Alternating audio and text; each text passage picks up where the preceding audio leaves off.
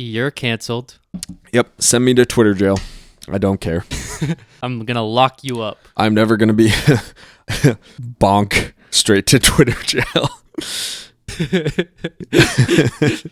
Your sentence is you have to go outside.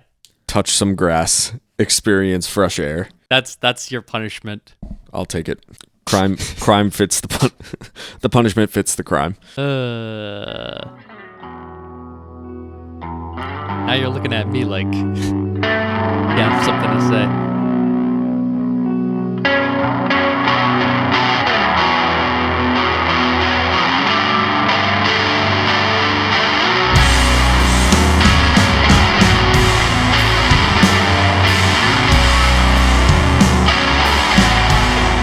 Right now, already hitting the record button.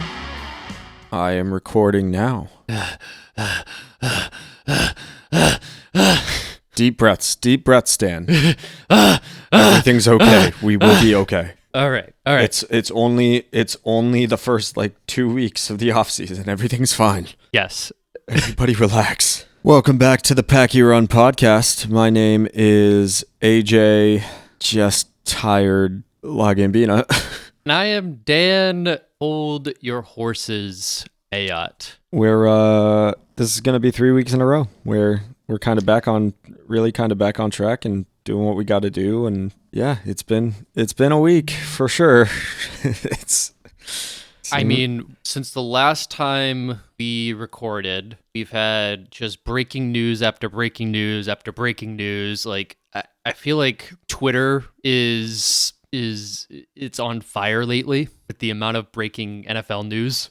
It's I guess you could kind of say that the world is healing, because I became, especially when lockdown started happening and everything, I became very kind of scarce on Twitter because I just couldn't handle political, sports, music, any of it. It was just too much all the time, and none of it was particularly interesting, so I just kind of disappeared. I didn't even really look at a lot of that stuff. I would just watch Hot Ones and TikToks and stuff all day just to kind of get my mind off of things. And yeah, you can kind of tell that we're back into it because I'm scrolling again. And yeah, a lot of it's kind of frustrating. In what way is it frustrating though?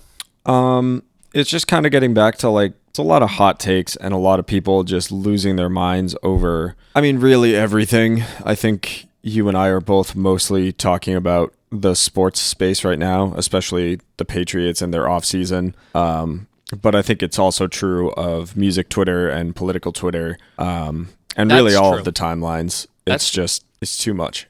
That's true. Not even to get into the music stuff, but I remember seeing a thread blow up yesterday of a band talking about touring and how much they lost money, and people were losing their shit over how do you waste that much money on tour, getting an Airbnb and get paid so little? Yeah, you saw did you see that going around? Yeah, I was looking through some of those takes today actually, and dude, you try hopping in a van and sleeping in the van with 6 other dudes for months and months out of the year. Wouldn't you just want to spend your money on a bed every once in a while? Be able to actually sleep in a bed? For sure. And I think it's important to network and meet people in towns or cities to potentially crash at. I remember I don't know, but that's what I've seen in the past. But And even then, a lot of times you end up sleeping on somebody's floor with a couple of spare blankets or whatever. It's one of those things where it's just, it's the same take that I have for so much of the shit that I see on the internet. Sometimes it's okay to just shut up. Sometimes it's okay to not have an opinion on whatever you're seeing. No, I agree. You don't have to have a hot take about everything. Because we're going to have plenty of hot takes on this show today, I think. For sure. Before today's topics, we're gonna go over. I'm gonna ease your mind, Patriots fans. I'm gonna talk you off that ledge. Okay, everything's fine. It's not the end of the world. I hear you. I understand you. You're heard. But let's Think about the bigger picture here. Just everybody take a deep, deep breath. In through Yes. the nose, out through the mouth. Relax. Let's It'll relax. all be fine. Yes, exactly. And then we're gonna talk about some music stuff like MGK being named the king of pop punk. Boo this man. Other free agency news, and also we're gonna talk about 10-year tours and how. We're gonna talk about we're probably gonna talk about them in a good light because who doesn't like 10-year reunions of like different albums coming into like the cycle, and it's fun. Yeah. But how are you as I drop my water? There you go. Luckily, it wasn't all the way full, but Yeah. tell the audience how you're feeling while I try to clean. Yeah, your boy's doing all right. It's been a long work week. Just working with people and doing the thing, trying to earn that paycheck. But last night, we're recording on a Thursday. Last night was my first ever paying gig down here in Nashville. I got up with the boys in Northern Runways and I ran the jam night at definitely my favorite bar down here, Bowie's. Played a little like intro set with them to kick things off, and then spent a lot of time kind of hanging around managing the whiteboard where people can sign up to sing or play their songs. Had some friends from work and some old friends from just living down here for a couple of years. So it was a good time hanging out with them. And yeah, at the end of the night, we were cleaning up the stage and putting all our stuff together. And I counted the money in the tip jar and we divvied it up. And man, that was sick. I got paid to get up and play music and it was a good time. So got to do something that I love to do and got paid for it. So no real complaints there. Hell yeah. Yeah. Hell yeah. That's What have awesome. you been up to this week? Besides spilling my water. If that's the highlight of your week, Dan, I think it's therapy time. Yeah. Let me see. I went to see the Wonder Years earlier this week. It was the 10-year anniversary. Well, I guess it's 10 plus at this point of the Upsides and Suburbia coming out. So they played both of those albums from first to last, like from front to back. It was fantastic. Heard a lot of really cool B-sides that you don't normally hear, which, as a fan, that's really cool to see. And I think we're gonna go into that in depth more later in this show. I've been doing a lot of preparing for this show, for this podcast this week, because I just like this podcast. I like talking. I like shooting the shit. And we do it better than we shoot the shit better than most people, for sure. I would say so. And that's about it. Just trying to do all of that. Cool. Well, before we launch into our first topic, what are you drinking besides the water that you've now spilled everywhere? Well, now it's no water. So Boo. if I drop dead during this episode, you'll know why. It's because of dehydration. Yes. But I'm drinking a strawberry Down East cider. Oh, I miss Down East. It's pretty good. It's sweet. It's very strawberry. I had some. So this weekend, it was my first weekend off in a long time, and I went away. I forgot to mention this, but I had pretty interesting drinks as well. Like Justine and I bought this 12-pack of Harpoon, like a variety pack, and it was Dunkin' flavors. So it was 4 pumpkin spice like Dunkin' coffee beers. There was a maple cream Dunkin' coffee. There was a matcha, matcha blueberry. That was probably my favorite one because I'm a sucker for anything blueberry. And then just like a dark roast, like Dunkin' beer. So that was really good. And then Saturday night, we went to this barbecue restaurant and they had a $4 can deal where the bartender picks for you. And I'm like, you know what? Fuck it. Let's roll with it. Like if I get something bad, like it's still beer. Like it's $4. I got this Narragansett Shandy. It was what was it? It was like dragon fruit and mango, and it was Wow. awesome. It was awesome. That sounds amazing. If you ever come across that Narragansett like beer, buy it. It's fantastic. I would recommend that over any of the Dunkin' beers that I had. Highly recommend. Tight. Cool. Well, on my way home today, I hit up the local Packy and I saw this New Belgium Voodoo Ranger Juice Force IPA. And I haven't been huge on IPAs in the past couple of years, but I don't mind hoppy beers, and especially usually when IPAs go with kind of the juice branding, there's some sort of fruit infusion, which I find really makes hops that much better. So we're gonna give it a good old crack there, and we're trying it live. We're doing it live. Doing it live. You look confused. Yeah, it's it doesn't taste very beerish. Interesting.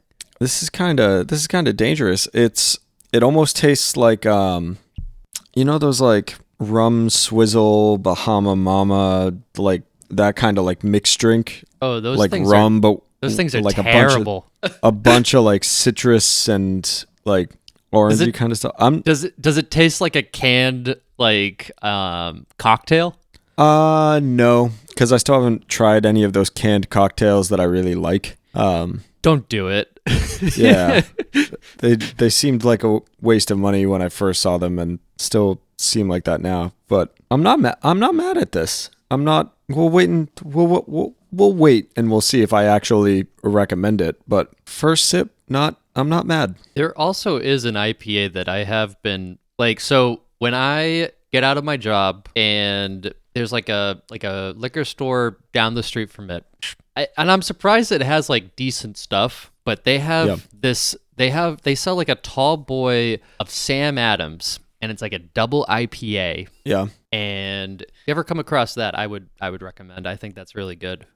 It's not overly hoppy. It's not in your face. I mean, it's very alcoholic, but I mean, some food with it, I guess. Yeah. That's how you do it. Nice. All right, let's get into this. Okay. It's hard not to look around the NFL and see what everyone else is doing. I mean, that's easy. I think we all do it to a certain extent. We all see what somebody else is doing, and we all kind of envy that life, right? Yep. Like, you see, like, someone that you were barely friends with in college, and they just got this big promotion or big job, like big boy job, and you're still at the same shitty, like, barely above minimum wage job, and you're just like, fuck, how can I get up to that? And I think that is how every Pats fan is feeling at this point, or at least a lot of them are. For sure. And, it's the first week and a half, 2 weeks into free agency. Let's take a breath. Let's breathe here. Let's relax. We didn't have a lot of money to go into this offseason. We spent it last year. That money has already been spent. Yeah. Like we weren't going to be the big buyers this offseason. We couldn't have. And I know that there's the argument that we saw all these teams manipulating the cap space and change the contracts and renegotiate and everything like that. Fine. Here's the thing. Let them fuck themselves over. Let them get themselves into a bad financial situation. And I mean, historically, that has been what's happened, and it's happened consistently. This is classic Patriots. This offseason is not new. Last offseason was very new, and it was very exciting. We had not seen this team spend that kind of money, and a lot of teams had never spent that kind of money in free agency. And some of those free agents struggled more than others. So I can see based on last year. Well, that's where it gets kind of tricky, actually. Based on last year and based on how hyped this team became by the midpoint in the season last year, I can understand the like fever of we need to make changes, we need to get better at this, we need to get better at that, we need to get ourselves back to where we were. But again, I think that just kind of shows that a lot of people have forgotten that most people were not predicting us to get to the playoffs at all. So last year was a success story, and the idea that every change needs to happen right now and we need to spend insane amounts of money on every free agent we can possibly get our hands on, that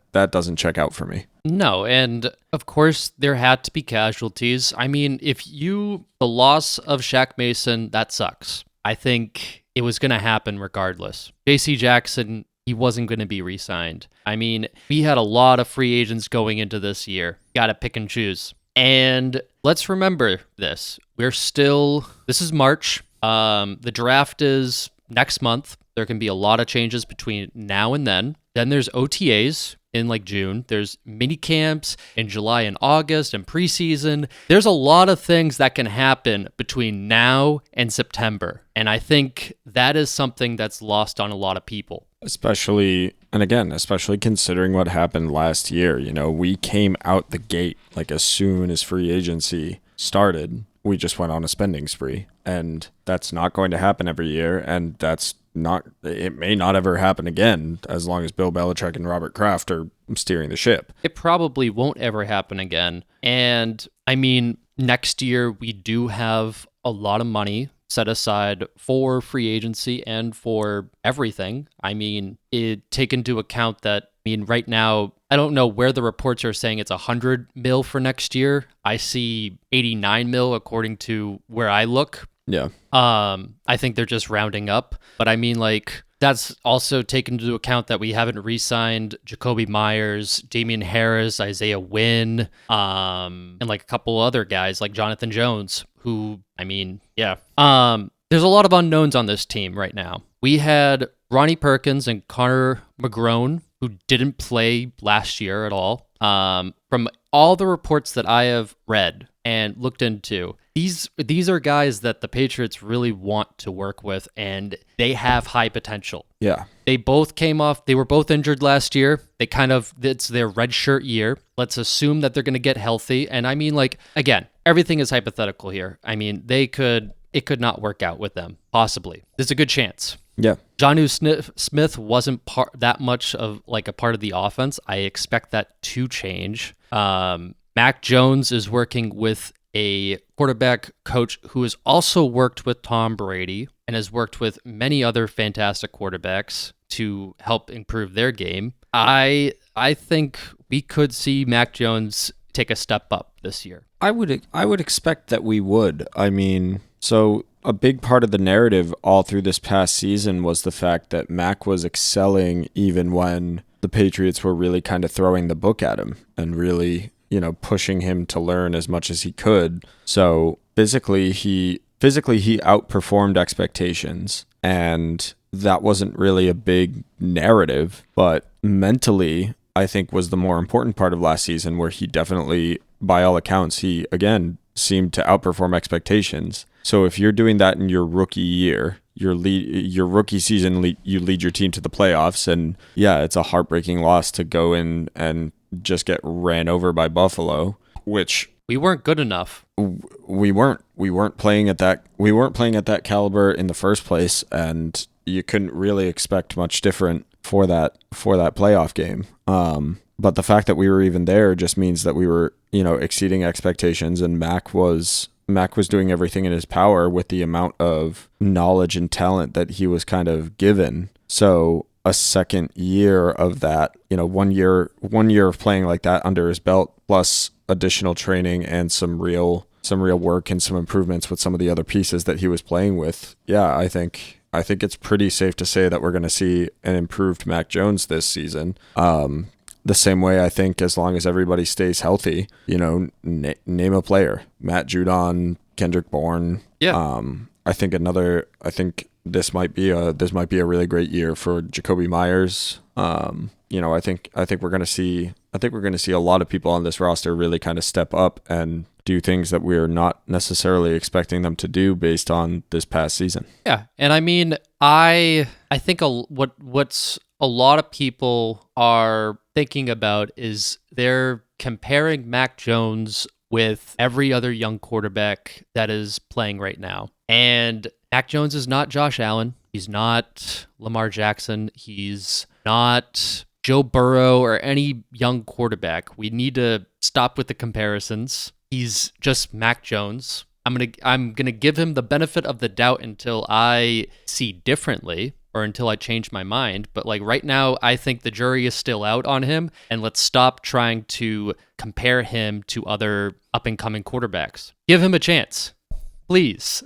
And I think he's more than earned that chance, because if you think of any of the games that we lost this past season, there's a few true, rookie mistakes. But outside of that, like we were not losing games or falling behind due to a lack of effort or ability on the part of Mac Jones. Right. And what I hope to see this year is he can, if we're falling behind, he can lift us up and make this put the team on a different level, put the team on his back. I hope to see that. And that's what I want, because we didn't get that last year.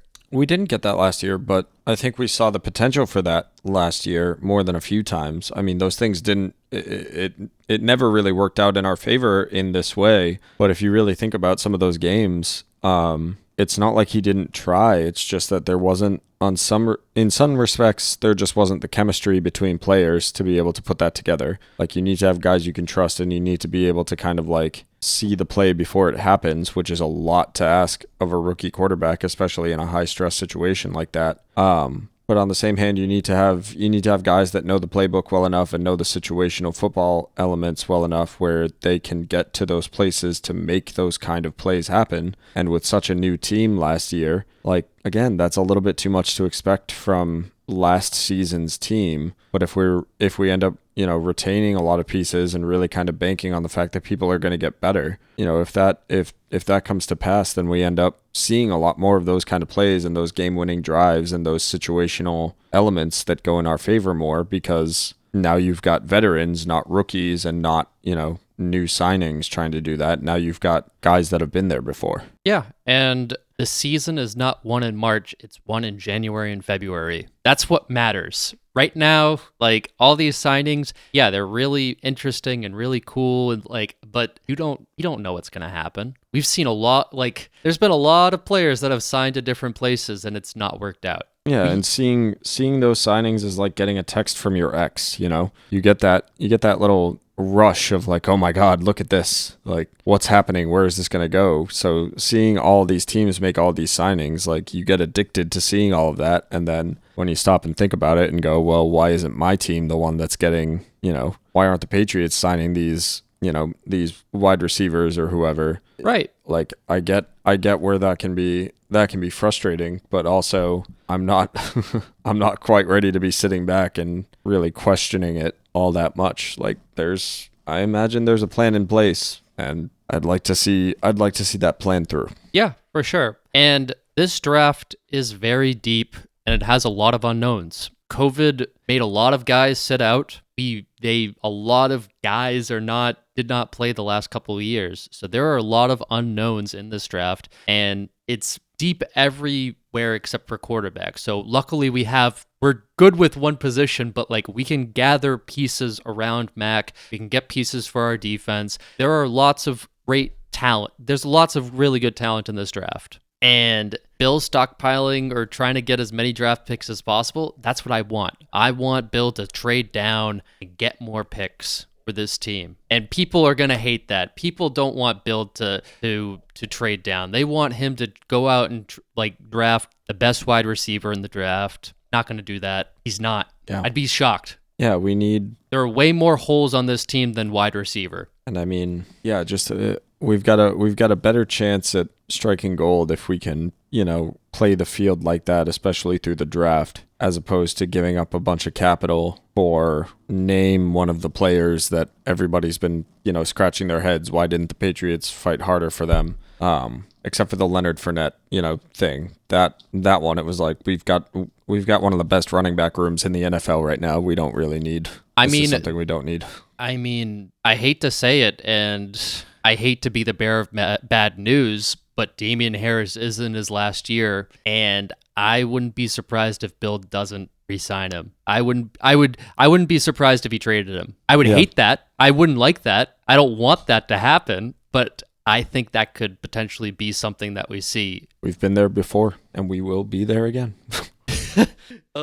Like, and I wouldn't necessarily agree with that move. I think Dame brings a different he brings something different to the offense for sure. Yeah. And I mean, maybe I'm giving Bill too much rope here, and I'm giving him too much of the benefit of the doubt, because I have thought about that. I'm like, am I giving Bill the benefit of the doubt in this situation? And I think in some ways he's earned it until he proves me otherwise. Like, he has a decent track record with these type of things. Yeah, I'm the roster moves. I am, like I was saying, I get why everybody feels the way that they feel, and I'm a little bit guilty of it as well. Like, watching other teams making these big splashes in free agency and really kind of leveling up their teams just by nature of signing somebody. Like, you'd like to see the Patriots be able to do that, but I think that in a lot of these cases, and especially when you have something like the Matt Stafford trade last offseason or the Russell Wilson trade this season, that's you're playing around with the market value with those kind of players, and that can very easily that can end you in some, cap situations that you don't necessarily want to be in. So playing it conservatively on that front, I think checks out, and I don't think is necessarily worthy of people losing their minds over. The concern that I'm hearing a lot of, and that I think has a little bit more credence to it, is our coaching staff, because that's. I was going to bring that up, because that is something because I'm not all optimistic. I do have concerns with this team. I am concerned about the coaching staff. The lack of moves for the coaching staff and some of the moves that have been made, I don't get a lot of it. I want what's best for Mac, and I want him to be working with a great offensive mind. I was watching one sports show or whatever, and they were like, oh, like Josh McDaniels ducked out, so he must not believe in Mac Jones. And I'm like, that's the dumbest fucking take I have ever heard in my life. Yeah, that's not what happened. That's not what happened. I mean, Josh got an opportunity to be a head coach, and good for him. I hope we beat him every time, but good luck to him. Yeah, and I mean, just on that note, it's been no secret that Josh McDaniels has wanted to be a head coach in the NFL for a long time. So he was gonna jump ship eventually to, like, if he wasn't gonna be the successor to Bill Belichick within the next couple of seasons, he was gonna go and be a head coach somewhere else. And his first couple of stints as a head coach obviously did not go great, but he walked into situations that weren't really great to begin with. So for him to go to, I'm gonna stop you right there, because he made that Denver Broncos team and situation way worse. I mean, he said in his press conference with the Raiders, like, I knew how to coach, but I didn't know how to deal with people, and that was his biggest downfall with the Denver Broncos. Like, there was one story of him leaving a voice message for a player, cutting him, and then like he apparently, like, the player called his secretary, and he was like, they were like, oh yeah, he'll call you back. Never called him back. Like, those type of really shitty, like, type of things. Well, like, the overall point being that, he wanted to be a head coach. He was going to be a head coach somewhere, and he landed himself, like, the way Las Vegas is stacked up the past basically 2 seasons.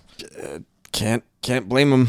Can't blame him for going where he went. Yeah, I mean, they just got Devontae Adams. That's a huge get. Damn, that's really huge. Yeah. But I think there are concerns, but I think let's pump the brakes. Pump the brakes on everything. It's okay. Like, we had by the rest of the NFL standards, the year before this past year was average. For New England standards, it was, atrocious with Cam Newton as quarterback, and we didn't perform great. But, we were a lower middle tier team, and this past year we exceeded expectations in ways that I don't think any of us really expected. So I think people need to relax. Like, the Patriots are not a poverty franchise right now. Like, we're just being No. we're being smart and conservative about the way that the money's being spent and the way that the personnel is being put together. And yeah, I'm not ready to burn Gillette Stadium down quite yet. Like, I'm not calling for No. Bill Belichick's head. Everybody just needs to,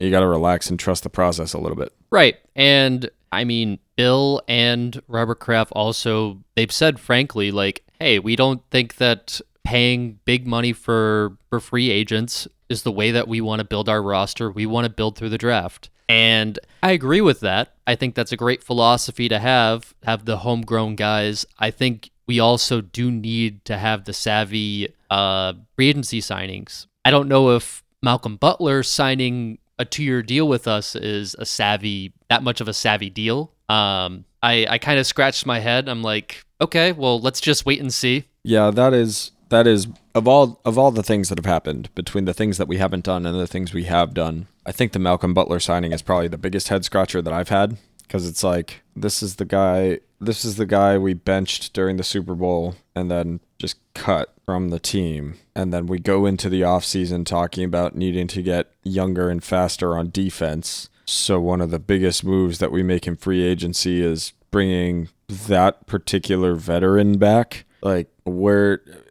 it's one of those things where you wish you could be the guy in the room. Like, what did he say? What did Bill say? Like, what was the conversation that led to the Patriots sitting back and going, yeah, bringing him back for 2 years? I mean, granted, 2 years, $9 million is not, it's not like a splash kind of deal or anything, but why? What was said?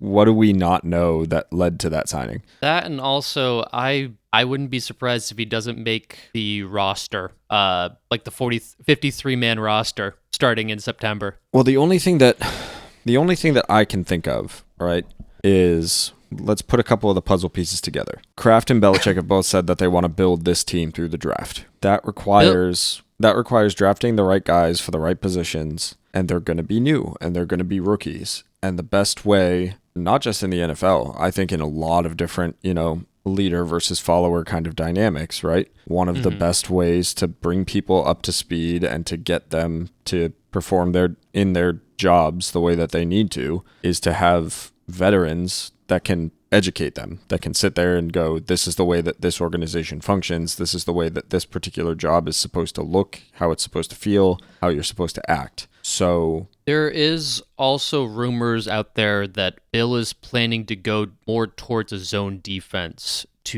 because everyone's getting faster. Well, and I think that's a given, just based on, that's an easy conclusion to come to, just based on who we've retained on the roster and what this team looks like right now. We're going more zone. It's going to be, I think we're going to see smaller linebackers that are fucking fast. Mack Wilson is fast and can cover people. I would love to see Patriots draft another safety, move Kyle Duggar down as like a cover linebacker. I think that would be fantastic. He's big enough and he's fast. Yeah, but I think if you look at the roster moves we've made, the people that we've retained, people like Matthew Slater or Devin McCourty, these veterans that are, like, at this point more culture guys than physical guys, I think you can make that argument. If we go and we bring in a lot of younger talent through the draft, those guys are going to make it a lot easier to get the rookies up to speed and to create, effective defenses. And if you look at it that way,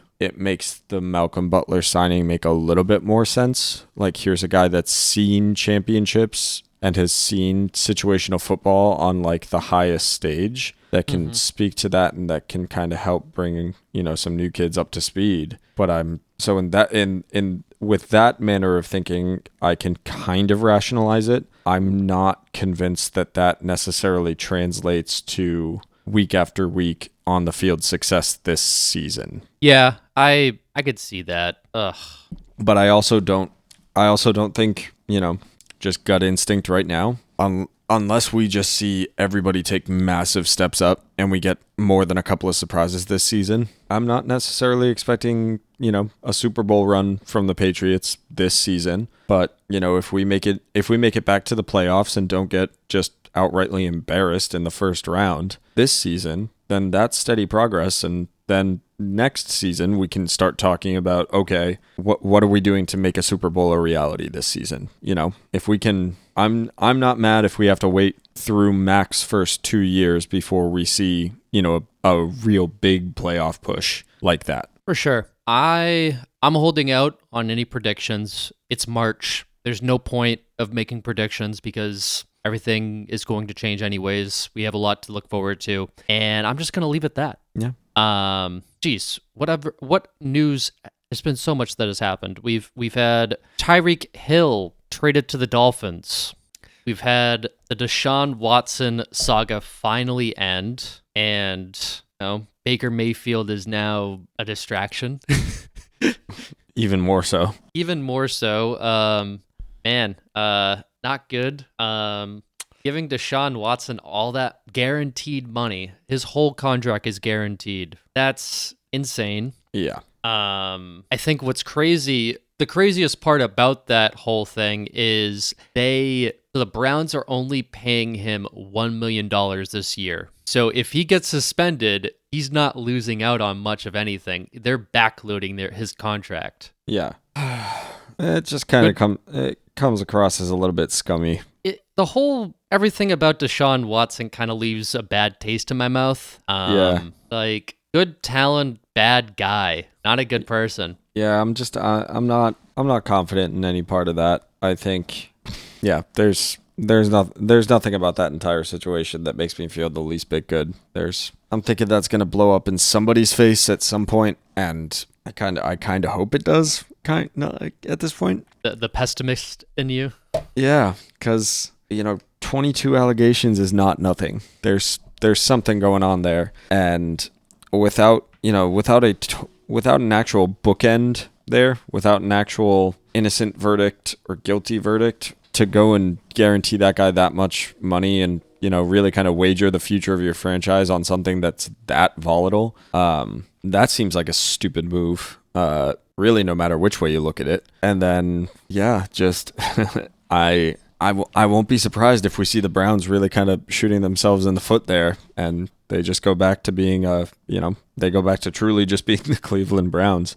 I mean, he's a year out of football. We don't know what he's going to look at like. A lot of things can happen. A lot can happen. Devontae Adams traded to the Raiders. That's huge. Huge move. What's funny is they're going to spend their entire season talking about running it back. I mean, I think a lot of teams are at this point. The Packers are going to talk about that the whole time. That was the whole story of this season. Aaron Rodgers running it back. Well, not so much. Who is he going to throw to now? And yeah, not looking great for Green Bay. I hope it doesn't look good for the Browns. Honestly, I think it's kind of a dumb move. The Rams are retaining a lot of talent, but I don't think they're going to be able to retain all of it. And I think we've got... Well, they also just signed Allen Robinson, too. That is true.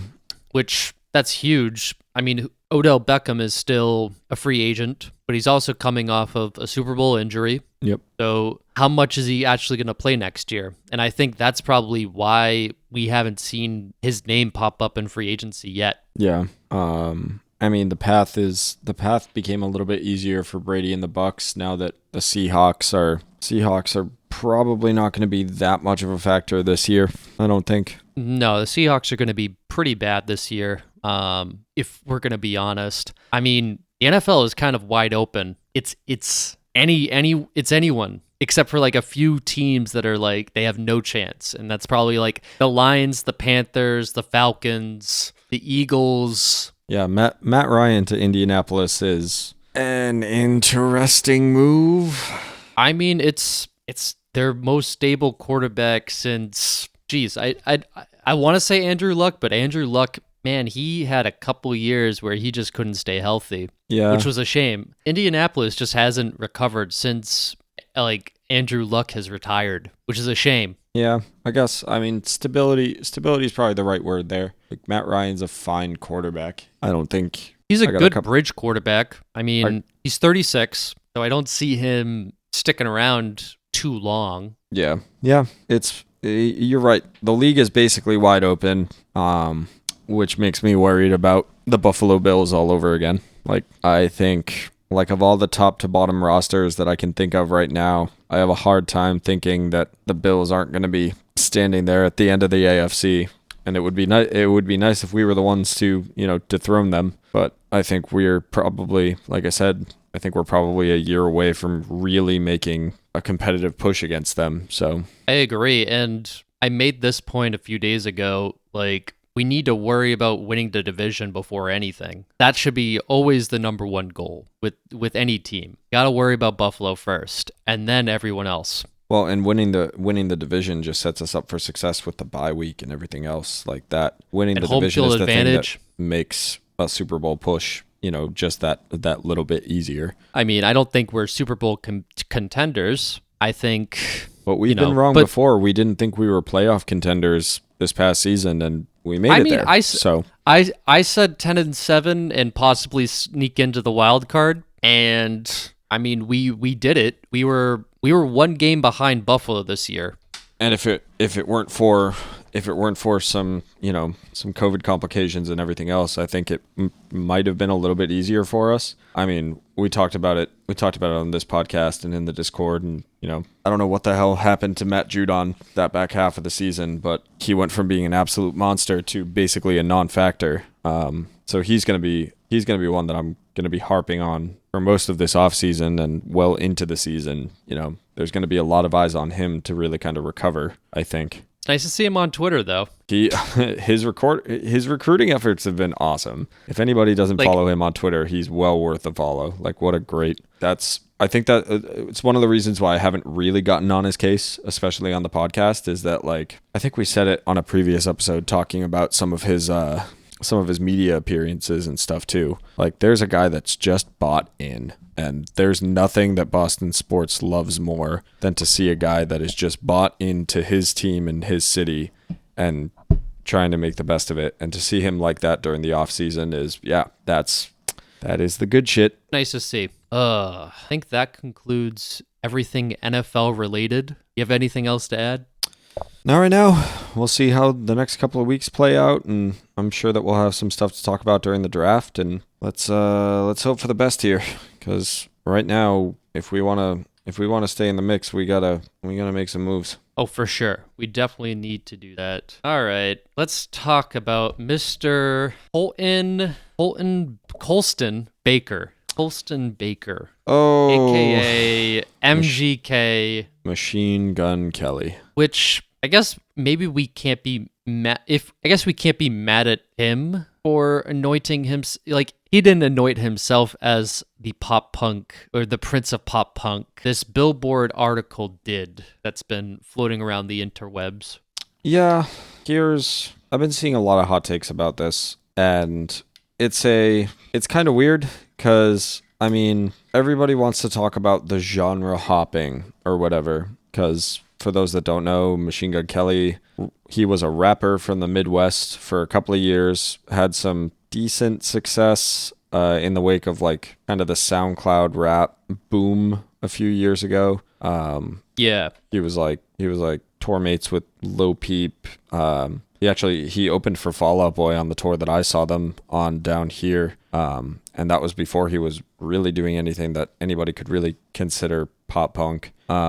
He was a rapper. And then the narrative that most people kind of ascribed to him was that he started his little beef with Eminem, and the two of them traded a couple of diss tracks, and then most people say that, Eminem's diss tracks were better, and they were so good that Machine Gun Kelly decided to switch genres, which doesn't seem to be entirely true, but what the hell do I know? That's not really a space that I pay attention to. It just seems like bullshit to me. Yeah, he already had songs out around that time that were sampling some pop punk or alternative punk adjacent kind of bands. So he was already kind of showing that he was at least aware of the genre that he was heading into, and then through his collaborations with Travis Barker, ended up putting out it was a fine album for what it was. Tickets to My Downfall. Yeah, a fine album for what it was. Had a couple of really good songs. A a lot of songs that were just kind of like middling, but it was a pop album. It came out on Interscope Records. He's a major label artist. He's, when you're playing that kind of game, you're constantly trying to stay relevant and trying to be, the best at whatever, because if you're the best at whatever, you're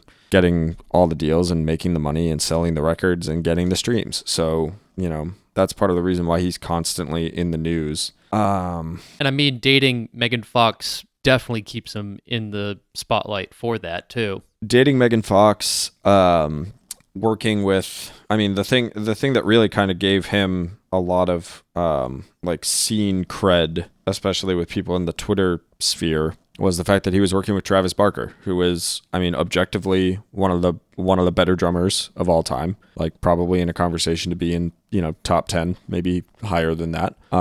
He's the greatest punk drummer of all time.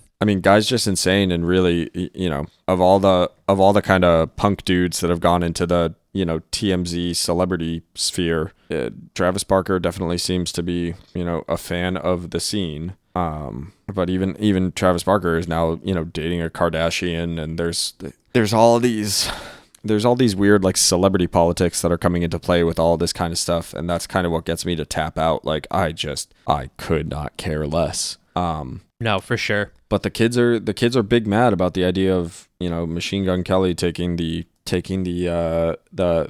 crown as the pop punk prince. And I got a couple different takes on this. I'd love to hear yours, because mine's not a particularly hot take. So what do you got about this? Well, I'm going to start off with, I don't necessarily agree with it. In fact, I emphatically don't agree with it, but for all the people, I'm not big mad about it. I'm not enough to, Twitter reply and do like a bunch of things. But for all those people that are big mad about it, okay, who's the Prince of Pop Punk then? Who is your answer to Machine Gun Kelly? Name someone else that's relevant, just as relevant as him.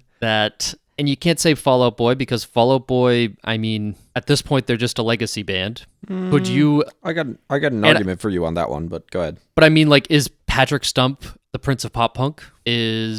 No, and that's the thing that's kind of got me, like, the only reason why I really feel a way about this at all is that, like, especially with the music business being the way that it is, like, there's always going to be kind of like tiers. There's going to be different levels of like financial success for sure, but especially like exposure, right? So yeah, for sure. There's always, as long as there's guitar music, there's going to be, a couple of, whether it's singular artists or bands or whatever, there's going to be those that are on the top that are like the, for lack of a better term, mainstream sellout kind of guys. And then there's going to be kind of the road dogs, the ones that are, making a decent living, playing big rooms, and just kind of doing their thing to an extent that's sustainable. And then there's going to be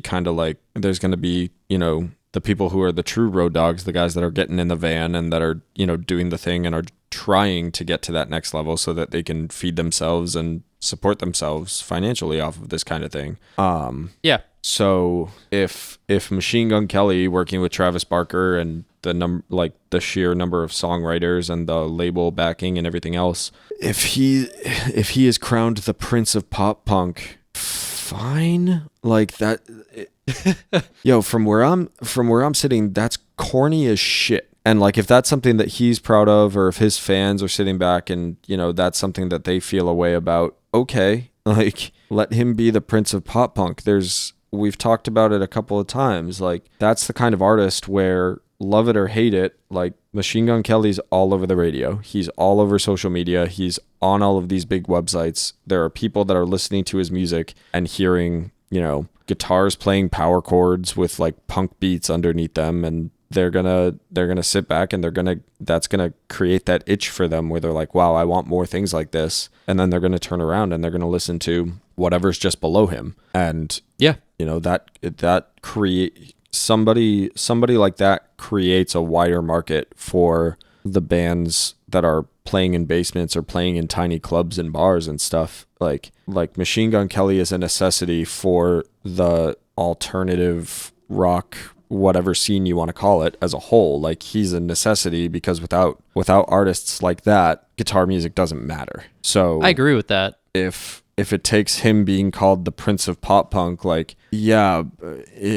personally, do I sit back and see that? Like, is my first thought like, oh, well, good for him. Like, great. There's going to be more kids that are listening to, guitar music because of Machine Gun Kelly. No, I get it. That's not my first thought. Like, my first thought is looking at something like that and being like, you goof nugget fucking weirdo. Like, that's like, so much of what that dude does is the antithesis of what makes me like music and want to create music and want to play music. Like, he is like that diva dress up. Like, I was talking to somebody about this the other day. Machine Gun Kelly kind of made like pop punk, which was for, after like Fall Out Boy, My Chemical Romance, like after those bands stopped being on the radio, the term pop punk was very much tied to DIY. And like it was like, for sure, it was like working person rock music, and like there was like, it kind of came back down to more of like the ethos kind of thing of like the Henry Rollins style, get in the band, go and play your music, play as many shows as you can. Like, the ego kind of got swept away after it stopped being such a big thing. And Machine Gun Kelly has kind of brought the genre of pop punk back into this like hair metal almost style. Well, he's kind of brought it back into the glory days of 2005 when Fall Out Boy and all those bands were the big thing. They were, I mean, in 2005, Pete Wentz was on the cover of like teen magazines, and I look at MGK kind of like that. Yeah, it's like, it's just one of those ebbs and flows kind of deals. And I mean, we look at Fall Out Boy so differently now, but like if you talk to people that were around that time, I mean, we were around that time, but we weren't in the music scene. We weren't going to concerts consistently. We weren't following anything. Nobody liked Fall Out Boy. Everyone hated Blink-182 when they came out. Everyone thought that Blink-182 and Fall Out Boy were all those poser bands. Now we look at them with rose-tinted glasses, and it's kind of crazy to see how things can change in like 15 years or so. Yeah, and I think it's I think it's just one of those things where it's just it's gonna be a cycle that repeats itself with guitar music for probably most of our lifetimes. Like, again, fine, be corny and call yourself the Prince of Pop Punk. Like, get onto TikTok and make some sort of argument about, what sneakers people wear when they're on stage or whatever the hell that was. Like, oh yeah, that was he's cringe. He's cringe for sure. Yeah, and like you said, he brings every band up. Yeah, I mean, like that's the thing, is that like he's good for the genre. I look at him like I look at Turnstile, except I obviously like Turnstile a lot more. Yeah, I think so. I think the biggest difference, and I think part of the reason why they're not talked about the same way at all, is that like Turnstile, by all accounts, like fell into what they're in now. Like, they just stumbled into, like, they were doing, I mean, Turnstile was never like, I don't think they were ever as experimental as they were on Glow On. But they always kind of did some weirder kind of stuff and really kind of pushed the boundaries of hardcore, and that's kind of why people loved them to begin with. And then they came out with this album, and it was like, holy shit, like, these guys can really, like, these guys are doing something that's actually legitimately interesting and has that kind of crossover. But both of MGK and Turnstile, they're both gateway bands into the larger aspect of what we love. Like, if a kid hears a MGK song and then gets into like the Wonder Years, fine, cool, come on board. Yeah, that's like, oh, Turnstile, like a kid listens to a Turnstile record and then wants to go see God, what's another really good hardcore band? They want to listen to Terror and Trapped Under Ice. And well, Trapped Under Ice is the same thing, but yeah, I mean, same thing with either Angel way, Dust. like, yeah, they're all the same band, but still, like, cool, fine. What I find most entertaining is MGK started covering Misery Business by Paramore, and Paramore has since stopped playing that song live because Haley thinks She doesn't like the fact that she wrote whore in the song. She thinks it's misogynistic, and it's not the same opinions that she does have now, which is fair. Yeah. MGK started covering that show at his shows. Paramore sent a cease and desist letter to him to tell him to not play it anymore. Did they really? Yeah. That's cool as hell. I mean, yeah, I love. There is something about having some. There is that like Schadenfreude, like weird part of me that just loves watching somebody get the rug pulled out from under them.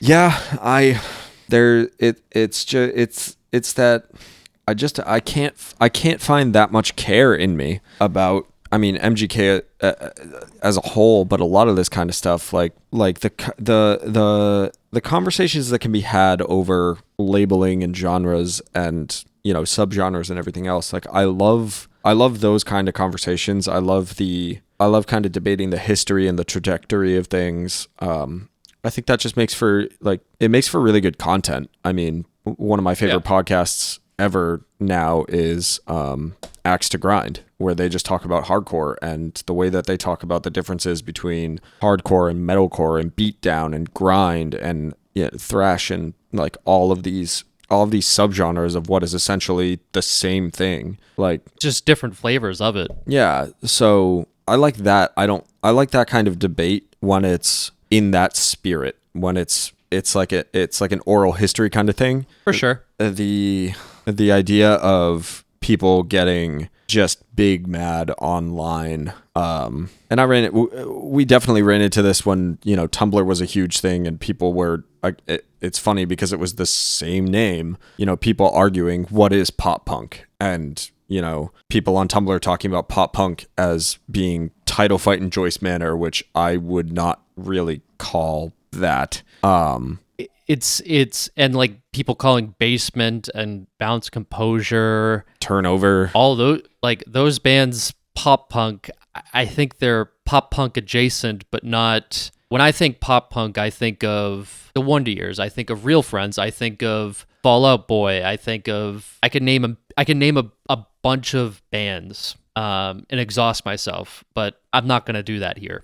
I mean, MGK is getting exactly what he wants. He does these stunts and he wants people to talk about him. We're buying into it, whether it's good, bad, or like anything. We're falling straight into his trap. Yeah, I mean, there's not a lot of. I just don't think there's a lot of merit to debating that kind of thing. And if you're gonna, you know, if your issue is with the nomenclature itself, if your issue is with the idea of, you know, this kid being called the Prince of Pop Punk because you're defending pop punk, for lack of a better term, like go outside, experience the world, please.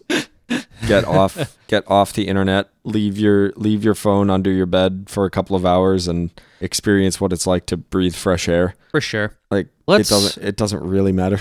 Let's move to a better topic now. I think I'm Speaking tired of going outside and experiencing things. Okay. So 10-year shows or 10-year album shows, I think, and I don't know how many of our listeners follow music like we do. I think a lot of people follow sports as well. And the best way I could kind of equate it to is imagine a championship team. It's like recently with the Celtics. KG coming back, retiring his jersey. We're honoring the 2008 NBA champion Celtics, past championship teams. That's what I would equate like a 10-year album show to. And geez, that was loud. Oh, geez. But would you agree with that assessment that I just made? Or that comparison for... I think that is the idea for a lot of it. You're commemorating a moment in time, and you're just kind of celebrating that particular album, that championship, that whatever. And boy, I haven't been to a 10-year album show. I feel old. So that's where we start getting into the discussion, kind of like you mentioned earlier, about like legacy acts. So I think at their best, those anniversary shows are, yeah, exactly that. Just commemorating the thing that in a lot of cases with these tours and reissues and things like that. In a lot of cases, it's bands commemorating the fact that like this is the thing that kind of kickstarted a career. For sure. I think the celebration of that is definitely worth it, and I think it is like as a fan of music in general, I totally understand the want and in some cases the need to go and do that. There have been a couple of instances that I've seen where it doesn't necessarily strike me as being that pure, where it doesn't strike me as being, you know, a celebration as much as it is a pure just way to make money. I didn't even see that. Maybe you are way more cynical than I am about certain things. I think I'm definitely more cynical than you are. I used to be way more cynical about this particular topic. And now I'm far less cynical about it because, you know, we've said it 1.5 million times. Like, keep getting them checks. Like, if you're playing music, if you're in the musical space and you're able to make money making art, fuck, dude, who am I to tell you to not get that check? You're right, and I think I'm a little bit more sentimental when it comes to certain albums, and I think we all are. Like, for sure, and so I think that's the thing, is that it's from a business perspective, from a I would like music to be my career perspective. I would kill to have an album or an EP or anything that I released as an artist that 10 years on, 20 years on, I could sit back and put together a 10-year anniversary run around the country, or put out special merch and, you know, a triple LP with B-sides on special colored vinyl and everything else, like be able to celebrate it in that way. I would love to be able to do something like that. I think it's hard too. I mean, yeah, I think definitely. What's the lifespan of? I wonder what is the lifespan of like an average band. I think we saw the lifespan of most average bands with a lot of the ones that you and I would consider some of our favorites. I mean, it's like 5 years. Maybe a little bit longer if you're, you know, writing some quality music. I think, you know, Balance and Composure and Superheaven, where they probably got, you know, 7-8 years out of a career. Yeah. And they weren't necessarily, you know, paying all their bills and everything with that, but they were sustainable. For sure. I mean, they were headlining gigs. But yeah, so I think so my biggest example with this has actually reared its ugly head again. And then we can hop into more of the positive side of this. I remember shortly after Taking Back Sunday got the original lineup back together, they spent like 2 straight years promoting the 10-year anniversary of the album Tell All Your Friends. And it was recorded acoustic sets that you could buy on vinyl with, you know, the DVD and live streams and everything else that was, you know, in my opinion, especially at the time, I was still in high school. I was looking at those prices and being like, that's a lot of money to hear some old guys sing some songs that they can't even really sing anymore. There were reissues of the album. There was all this thing, and part of it was this big kind of celebration about the band getting back together. But even back then, it was like, this seems like a little bit of a cash grab for a band that talks all the time about not wanting to just fall into being a legacy act. Last year, the band celebrated 25 years of being a band, and they went on a massive tour, and they were playing amphitheaters, and they did like a cool coin toss thing where they would play one album or another based on how the coin toss went. And now this year, it's the 20th anniversary of Tell All Your Friends. And now they're putting out the album again, and it's going to be remastered, and it's going to come with demos, which if you Google them for, yeah. And if you Google that album for 10 minutes, you can find all the demos that they're going to be releasing. And I haven't listened to the remastered version of the album. I don't think it's out yet, but it's probably not going to be that much different unless they get rid of that weird high-pitched whine or something. Like, that's the kind of stuff where I have to sit back and be like, this just I don't like seeing bands that I like just being reduced to nostalgia acts, and I especially don't like it when they're relegating themselves that way. When I think that they might actually still have some juice left in the tank. So that's the dark side of these anniversary tours and reissues and everything like that. Well, and But also, I don't think that's the majority of bands though. well, and to add to your point, I mean, it's like the dude that's still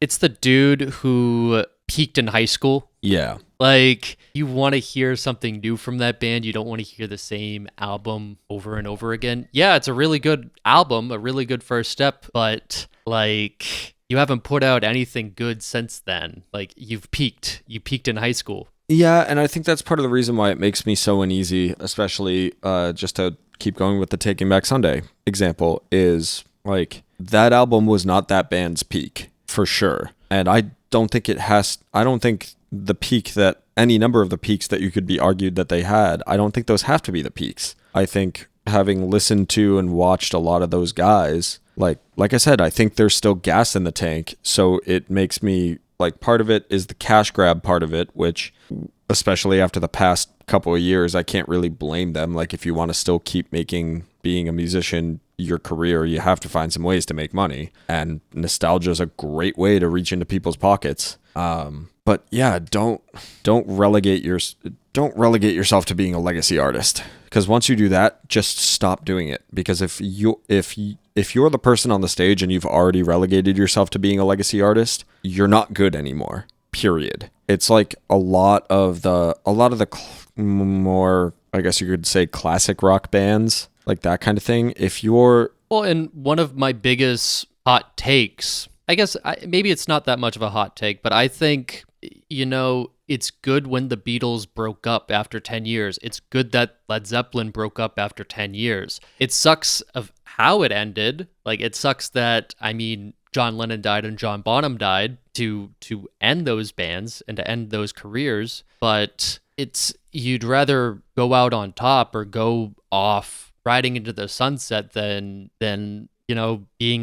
putting out some really terrible albums. When I think of the Rolling Stones and the Beatles, like, they're not comparable. Beatles are way better than the Rolling Stones. Yeah, and like leave the lanes open for the people that are going to come up behind you, I think, is one of the other things. Like, I'd rather have that moment in time than actively watch a band that I love fall apart. Oh, for sure. And I feel the same way about athletes. Like, I wanted Tom Brady to retire a long time ago. Didn't happen, but yeah. I don't want to see him. I don't want my last memory of him to be like Peyton Manning's. Peyton Manning looked terrible his last year. He couldn't do anything. Yeah, just don't I'd rather see it come to an end than to just go until the wheels fall off. For sure. Talk about the good in some of these album anniversaries. So the good. So I saw the Wonder Years perform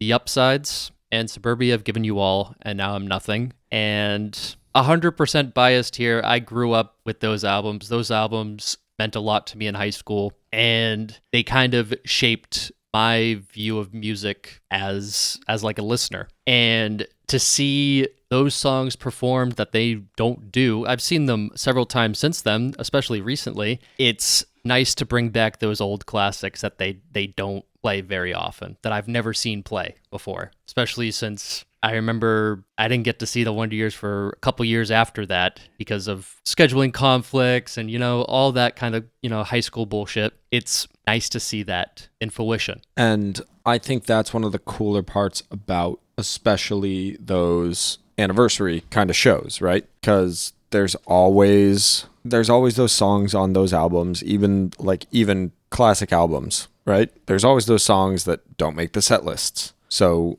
when a band announces that they're doing a celebration, that they're doing an anniversary show, whatever, of an album, getting to hear the deep cuts every time, that's a good time. As long as the band is still like functioning on stage, as long as they're still able to put on a show, every time that's a good time. And the Wonder Years put on a great show. They are still at their peak. and I think they can still put out some really good albums.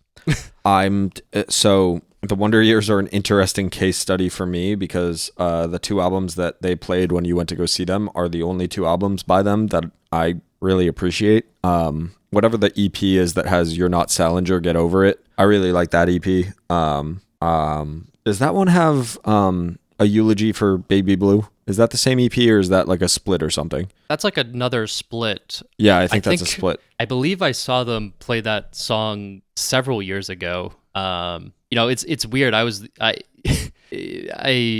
probably one of the only couple people in that crowd that knew that song and was singing along to it with every word. Yeah, but so that's one of the interesting things about the anniversary show that you just saw is that those are the only two albums by that band that I care about. Like nothing that they did really after and most of what they did before just never really stuck with me, but those two albums are like they're not my favorites, but I really appreciate what they were doing and what they accomplished there. So that's the interesting part, is that I don't think that they peaked there. So I don't think it's that Taking Back Sunday kind of thing of like, we're going to go and do this because it's just a cash grab.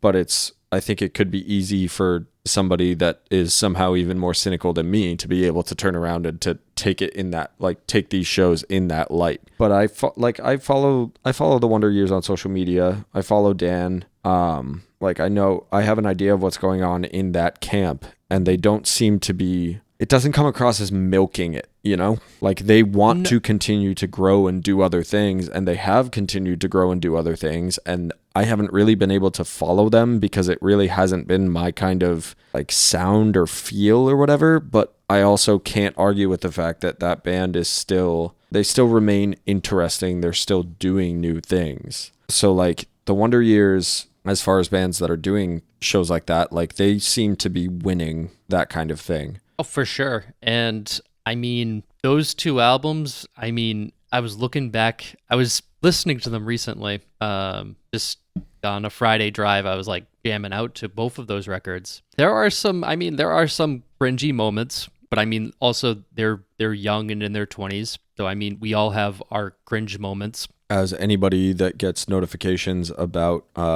past posts on Facebook will know. Yes, absolutely.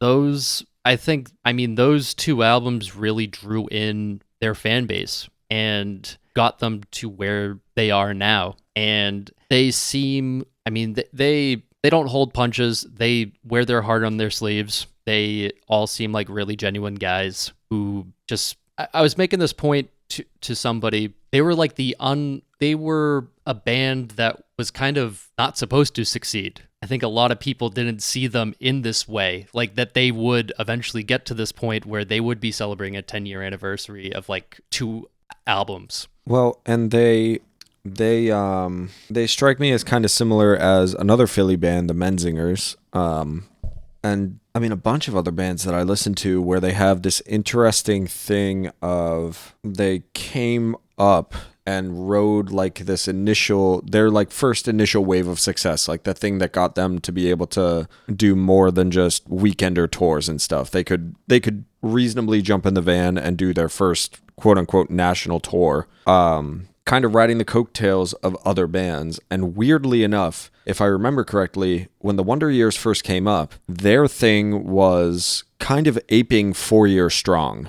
I mean, their first album, which if as the diehard Wonder Years fan, there is some. It's a funny, goofy record, but it's terrible. It's clearly written it's clearly a joke. Yeah.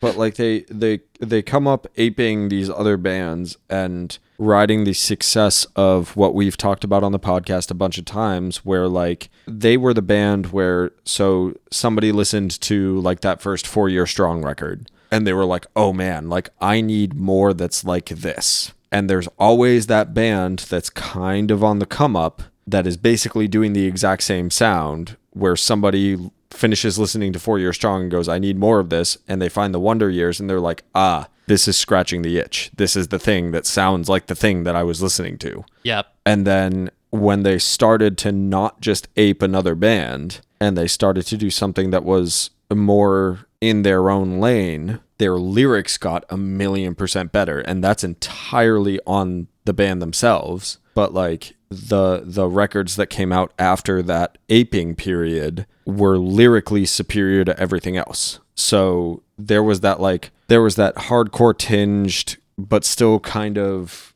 Springsteen-ish classic rocky leaning thing that was coming out of Philly for a while with a lot of bands. And the Wonder Year, or not the Wonder Years, the Menzingers were aping those kind of guys. And that's where the that's where the Menzingers started getting a lot of their fans with an abuse in the age of information technology, or whatever the hell that thing is called, and like Chamberlain Waits and stuff. Yeah. And then the album that came out after that was On the Impossible Past. And they really kind of did their own thing sonically there. Like they switched a little bit, changed up the sound itself, but the lyrics got 45 times better. And now all of a sudden this band is off and signed to Epitaph and doing things that are entirely just the Menzingers. The Wonder Years did the same thing. Title Fight did the same thing. I'm naming a bunch of Philly bands, I just realized, but we get the point. Fallout Boy did the same thing. But we're obviously on this topic forever, and I want to make this point. I think you don't see a lot of 10-year album shows come up, and you know, some albums definitely deserve a 10-year anniversary tour for sure. I think one that kind of surprised me that never happened was Homesick by A Day to Remember. I would have loved to see a 10-year with that, and I thought that would have been great. I think that's where the conversation about like trying to find the middle ground between the cash grab and the celebration comes in. You know, A Day to Remember, the past couple of albums have had a couple of songs that I've cared about. The first 4 LPs I think are just kind of masterclasses in that kind of songwriting and genre. But they've said for forever that they don't want to be a nostalgia act. They don't just want to be defined by, you know, whatever songs were most popular and that kind of launched them into the career that they have now. So I kind of understand them not doing anniversary tours and things like that. Take that out of it. As a music fan, as a concert goer, would you go to that? Oh, if A Day to Remember had done a Homesick anniversary tour, yeah, I would absolutely be there for the same reason that we just talked about. You know, there's songs off of that album that band does not play, or I don't think has ever played. And the opportunity to see some of those songs, especially on an album where I know every word, every guitar part, every drum fill, like I know those albums like the back of my hand. Yeah, I'm hopping on that opportunity, and I have. I haven't gone to a bunch of. You went to like an all-time low 10-year anniversary tour. I know that. I love when you and I are thinking the exact same thing.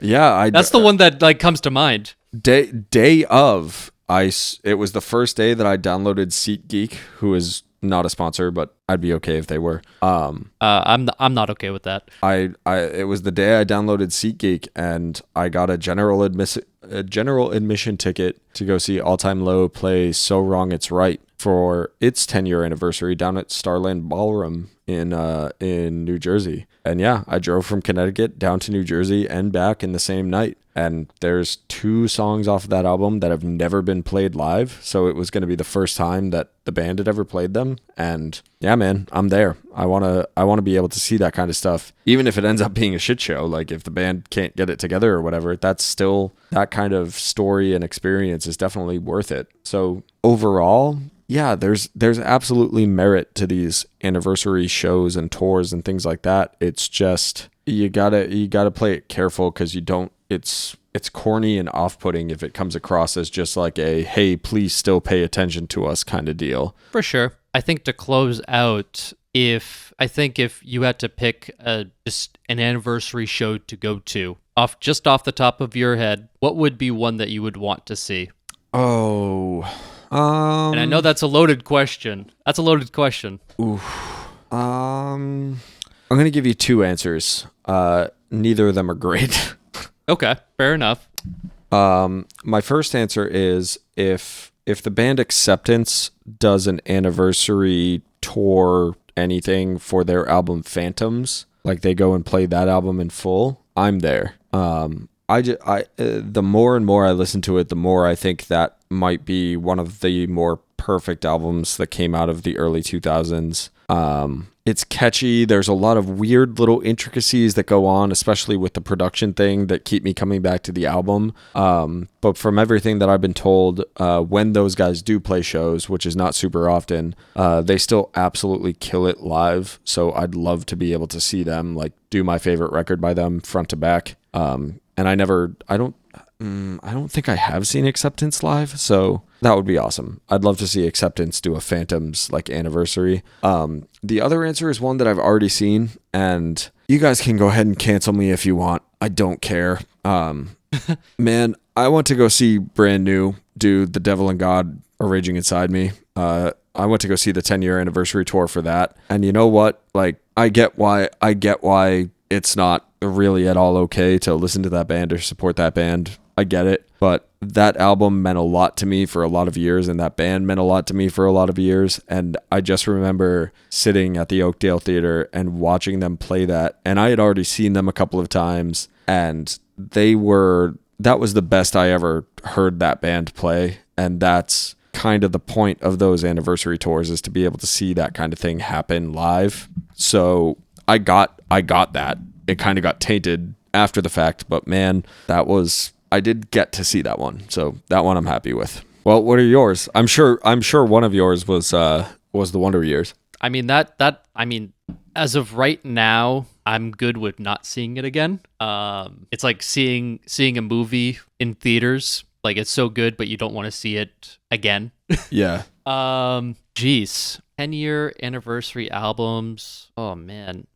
I'd like to see Transit play Listen and Forgive from front to back. I've already seen them play that from front to back, but I would love to see them do that again. You got a train in your backyard, dude? Yeah, dude. I'm not sure if you guys are gonna pick up on that. I think there's enough isolation in the microphones, but man, every once in a while those freight trains come through and brutal. Absolutely brutal.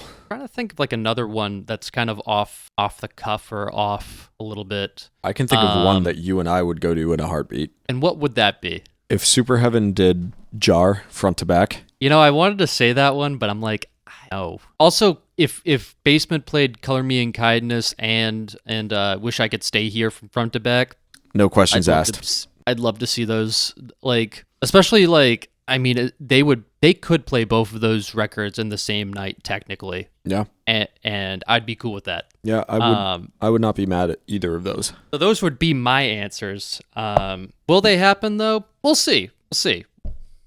I think if Hostage Calm did like Die on Stage or Please Remain Calm or something, I would think long and hard about going to those shows. I would probably want to see that. That band was really good. That's going to be an episode that we will probably do a deep dive on.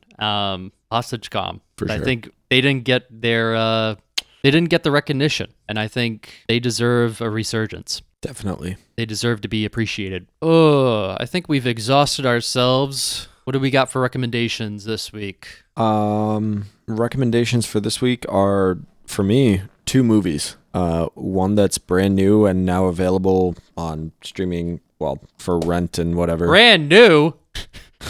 Damn it!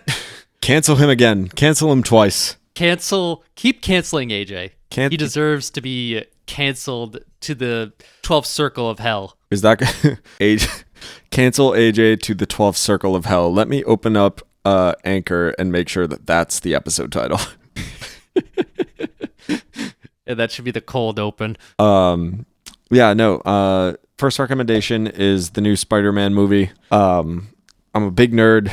My favorite superhero is Spider-Man. I've had medium well to well reviews of Tom Holland as Spider-Man, because despite all their flaws, I really like the Andrew Garfield Spider-Man movies. But yeah, this newest Spider-Man movie is just fan service done right, which is, I think, one of the hardest things to do in movies.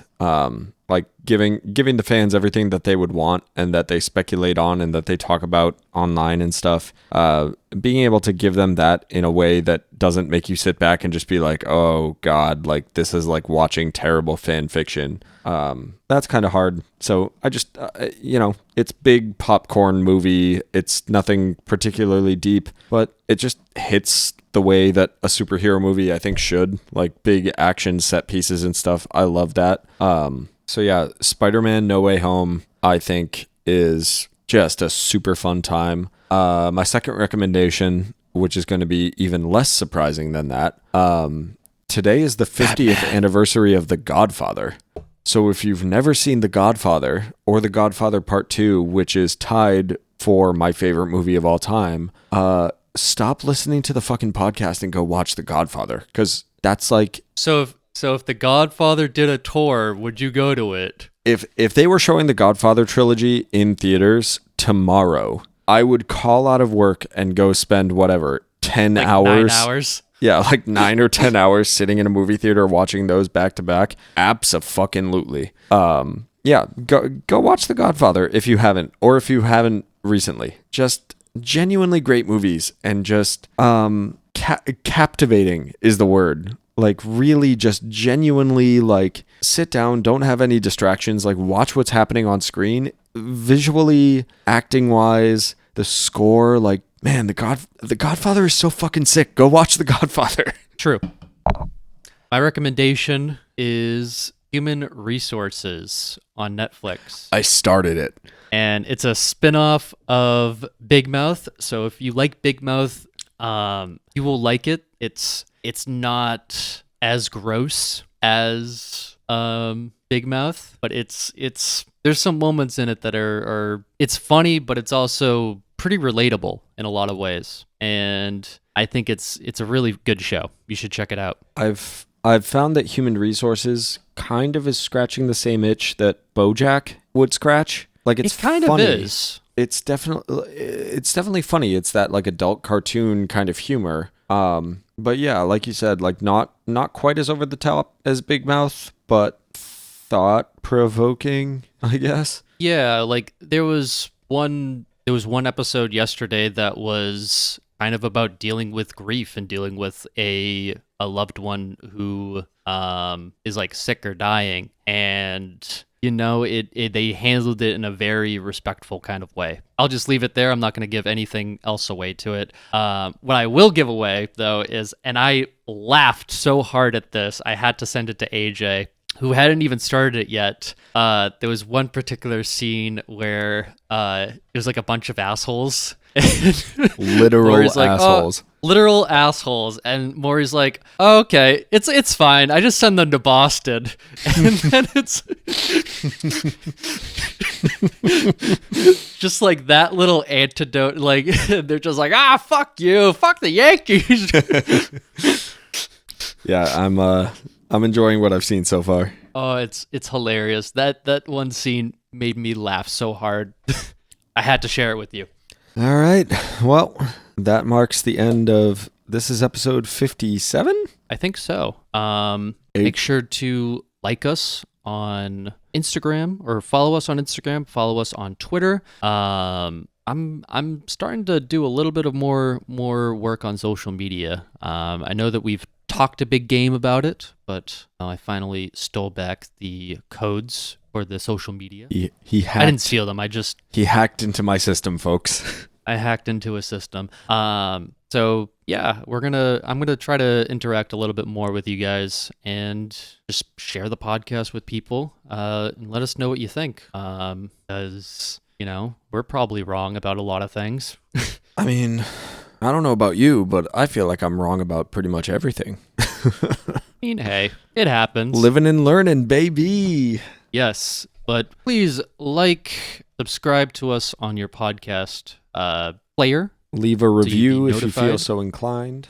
And I'll talk to you next week. I'll be there too. We'll talk to you guys later. Bye-bye. Bye-bye.